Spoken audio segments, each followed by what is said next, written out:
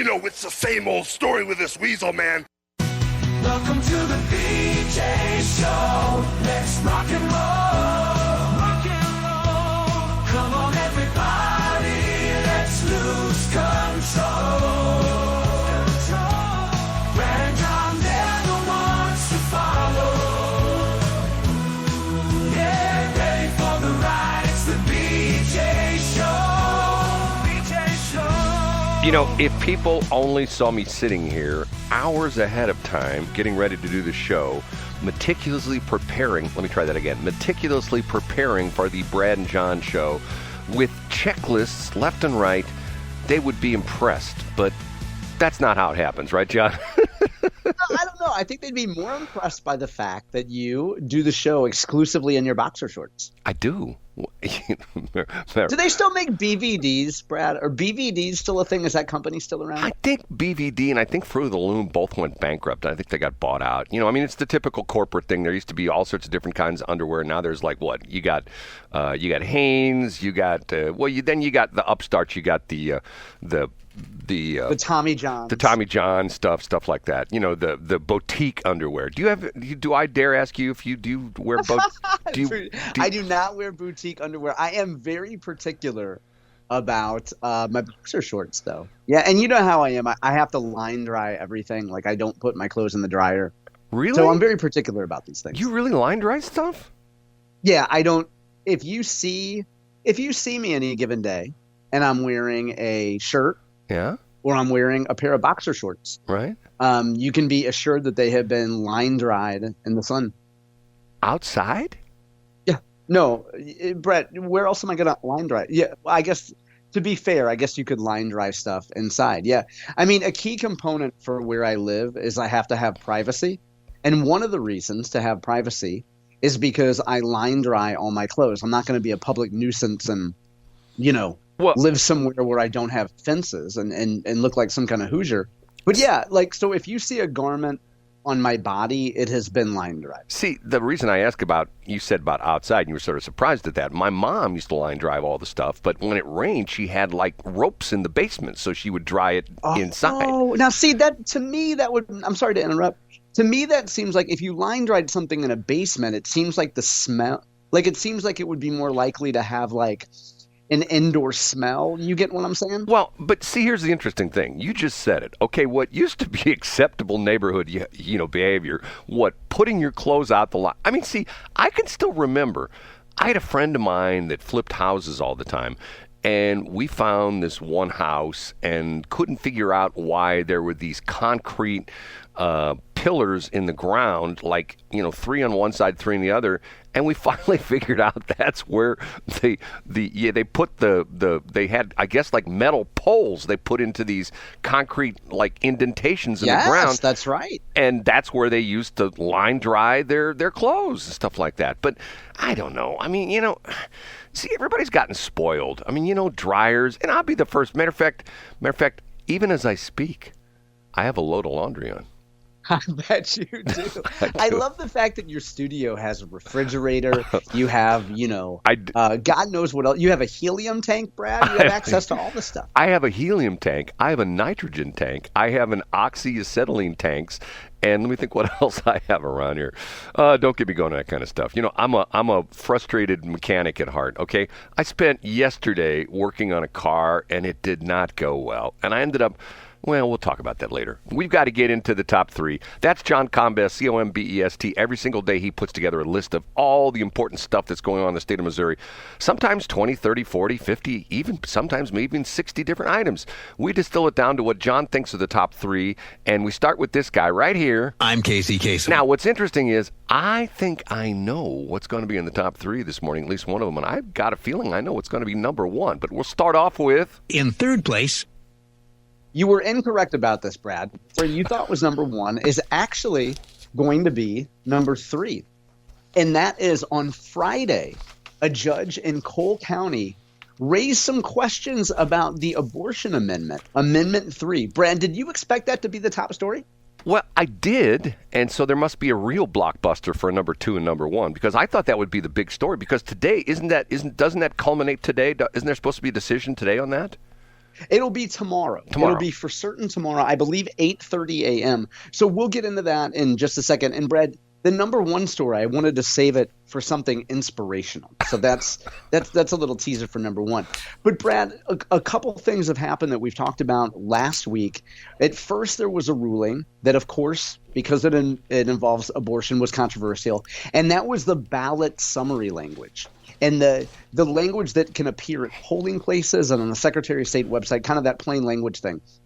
And in fact, I have an interview up today that Mark Cox did on Friday with Jay Ashcroft. Now, there were some inaccuracies in the Mark Cox interview and the things that Mark was saying, because I think Mark misunderstood that judge's ruling as being about the abortion language itself, when, as Jay Ashcroft pointed out, the language is actually about the ballot summary.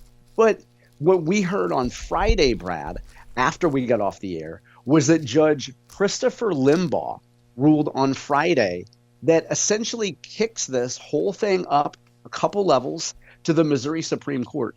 And the case was based on the fact that a group of plaintiffs, including Senator Mary Elizabeth Coleman and State Representative Hannah Kelly, had challenged the abortion petition because when you circulate a petition for anything that's to change state law, you have to point out what laws are actually being changed.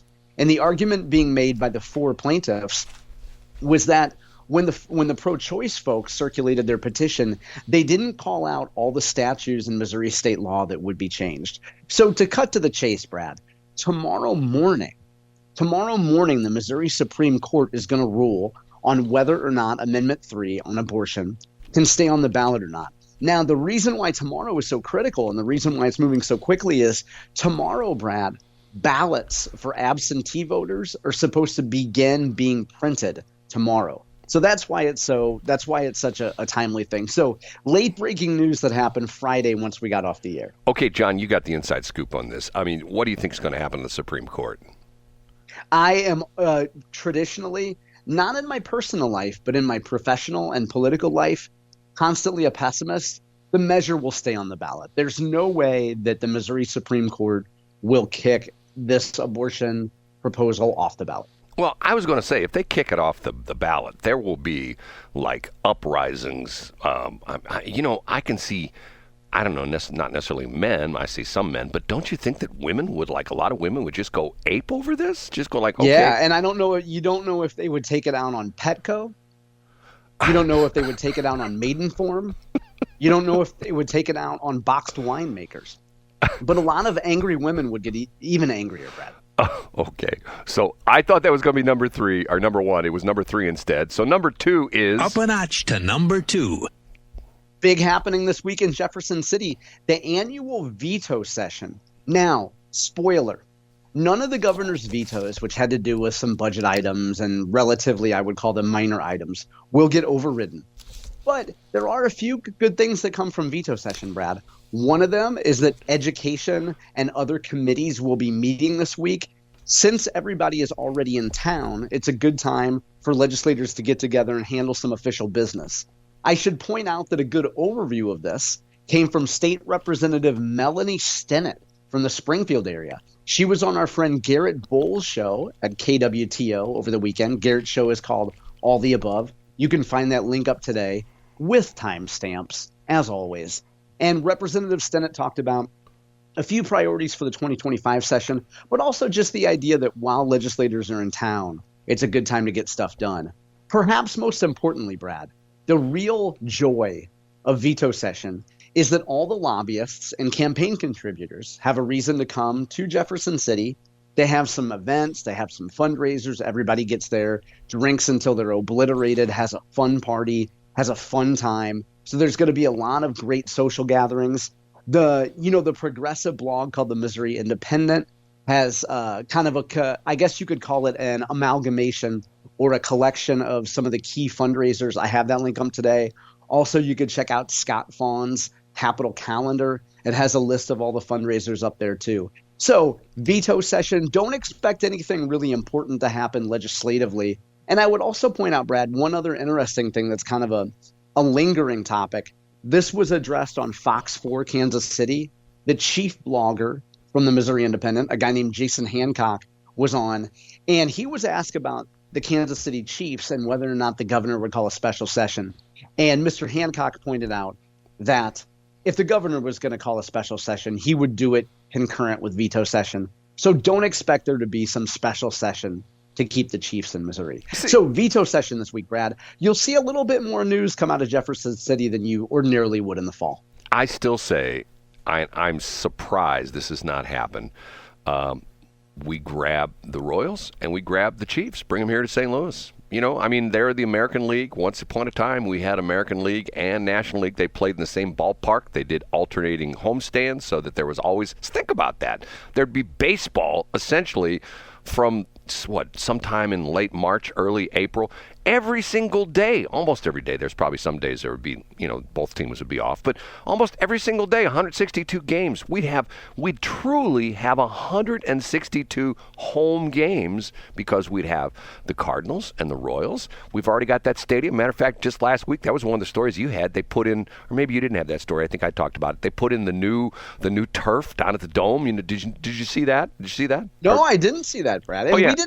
We didn't talk about new turf at the Dome. Yeah, they put in new turf at the Dome. Matter of fact, the old turf looked pretty bad, but they put in new turf at the Dome. So, and once again, the whole thing is like, we can't let our Chiefs move to Kansas. Well, that's fine. Move them over this part of the state, and they'd stay right here in Missouri, right? I mean, Yeah. And just think, we would be, I think at that point in time, we'd be the only city in the country to have 3 different NFL teams. Think about that for a minute. I mean, what a claim to fame that would be. Was the turf destroyed? I know the turf was probably destroyed after the Battlehawks had their big Super Bowl celebration. Is that what happened? No, it was just old. Matter of fact, it was faded. And if you watch any of the games on TV, it was almost like, okay, what color is that supposed to be? It was, it wasn't now, green. did you see that Tashara and Sam Page did put out a statement about sports teams? No, I did not. What did they say? Yeah. Sam Page was originally going to manage the Royals, but the county charter says he can only have 2 full-time jobs. Okay, you got me on that one. Okay, I'm curious as to what number 1 is. Casey? The number 1. Old Mother Hubbard went to the cupboard to fetch her family members some cash. But one lady got pissed. Her application was dissed.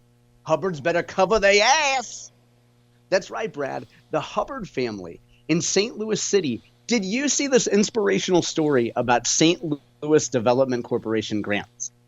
I did not. I missed that, Brad. Did you cut out? I said I did not. Oh, drats. Okay, well, I'm here to explain it to you, Brad. Now, you remember a few years ago, you're old enough to remember 2020. The world was ravaged by the sniffles, by the China virus that totally didn't escape from a lab. And because of that, the Biden administration eventually and heroically provided a whole bunch of money to cities to help recover from the pandemic.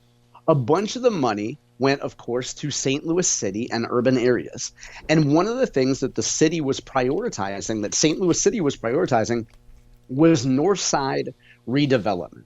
Because, first of all, nobody's ever tried that before, and those programs will totally work. So there was a big program, Brad, to invest in businesses in North St. Louis City. Now, the problem with the original plan, and this is described to us by Jacob Barker from the Post-Dispatch. I have a link up to this on my Saturday morning headlines. The original plan to invest in businesses only focused on key major corridors, and it defined who could get the money very specifically. Now, an older woman named Shameem Clark Hubbard came out and said, you know what, we need to expand this program. We need to make it a little bit wider and encourage more people to apply. Long story short, Brad, thanks to Alderwoman Hubbard and expanding the program, more and more people could apply for these grants. And as it turns out, her family is in line for $1.3 million in grants. And more specifically, as Jacob Barker points out, if Alderwoman Hubbard hadn't expanded that program, her family members likely wouldn't have been able to get these grants. So, Brad, doesn't this cheer you up? Doesn't this make you feel great about North City now? Well, they're going to do great things with it. I mean, it's going to turn totally around. And, my mom and dad would be proud because they were North City residents. You know what I'm saying? They would. They're gonna look down and they're gonna say, "Wow, Walnut Park is exactly as it was in 1954." Now, my favorite quote from this whole story, and the reason why I bring this up, and the reason why this is such a big story, is because the Hubbard family is huge in St. Louis City. When you think about North St. Louis County, you think of Elbert Walton, the Walton family. When you think about St. Louis City, you think about the Bosley family, you think about the Hubbards, and there's a lot, and you think about the Clay family and all the folks that are tied to them. But Rodney Hubbard Jr. was a state representative, very popular for many years. So this story kind of breaks down the Hubbard family tree, so to speak, and how many hundreds of thousands of dollars each of these folks are in line for. My very favorite quote came from the director of the St. Louis Development Corporation, Brad. And he said this during July. He was talking about how some people who applied didn't get their grants approved. He said, with only $33 million in grant funds available, we had to make some tough decisions. Brad, can you imagine only having $33 million to hand out to applicants? That would be easy for me. Oh, yeah? Would you give it all to one person? I'd give it all to you. No, Brad. I'd just say I would decline because there's totally a conflict of interest. The other thing that I would point out here too, Brad, is that the reason why this is a story in the Post-Dispatch is because it's so hard to talk about this without laughing. The Post-Dispatch was like, hey, can we see the applications and can we see what these people are claiming to want to do with all this money?